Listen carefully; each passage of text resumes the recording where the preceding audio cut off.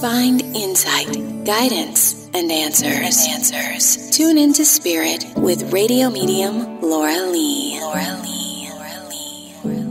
Laura Lee with your 5-Minute Spirit Reboot here on Radio Medium. I'd like to welcome my special guest, psychotherapist coach, who was seen on VH1 Celebrity, Rehab, and now she's the author of Love Smacked, the How to Stop the Cycle of Relationship Addiction and Codependency to Find Everlasting Love. Welcome, Miss Sherry Gaba.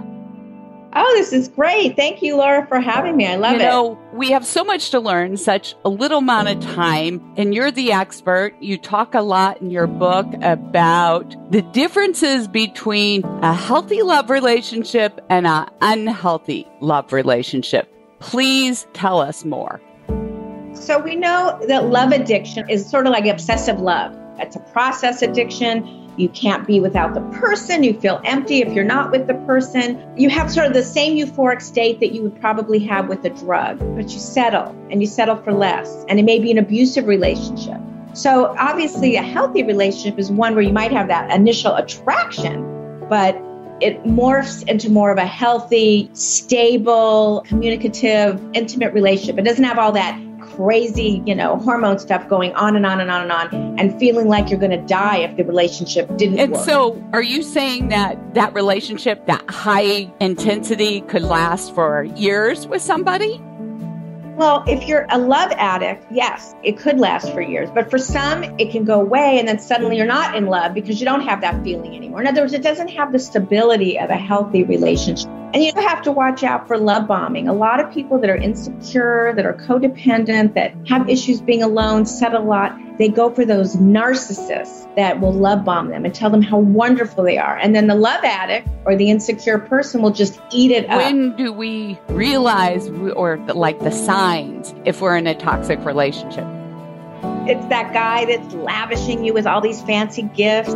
They tell you, I love everything about you. I've never met anybody as perfect as you. You're the only person I want to spend time with. They tell you they're going to marry you, and they bombard you with phone calls and texts. They want your undivided attention. They try to convince you that you're soulmates. And it's just really fast and furious, which is super unhealthy. So my next question then is, how would somebody begin to break free from that kind of dynamic, that toxicity?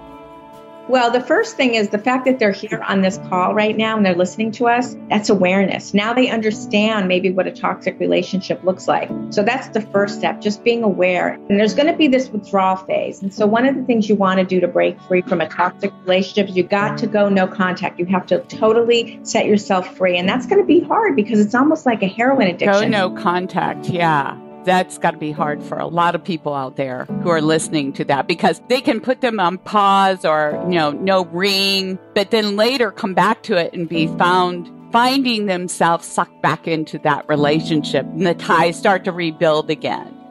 Exactly. That's what we call hoovering. They hoover you back in when they start to feel they've really lost you. And the reason it's so hard to break away from a toxic relationship is there's something called trauma bonding. So when you're in a relationship with an abusive person, they do this thing where they're like really loving, then they pull away, really loving, pull away. And you sort of get addicted to that pattern. So that's what we call a trauma bond. But that's why no contact. Otherwise, they're going to do exactly what you said, Laura. They're going to hoover back in. When you're bringing this up, it brings so many things to mind, like the books I've read or the movies I've seen. Bad relationships. So they're always romanticizing these kind of dynamics. Do you think that's part of our programming in our society?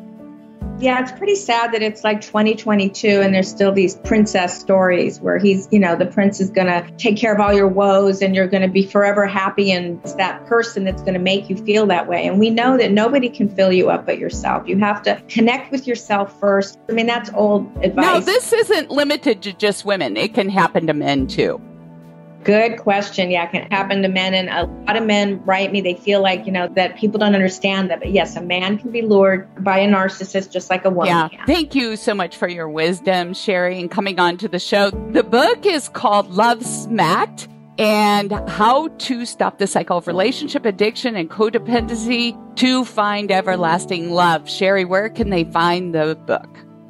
go to Amazon. It's right there on Amazon. And I have many other things. If you go to sherrygaba.com, I have free ebooks, free quizzes, all kinds of great stuff to see if you are a love addict or in a toxic relationship. It's sherrygaba.com. Awesome. Thank you for sharing your time with us.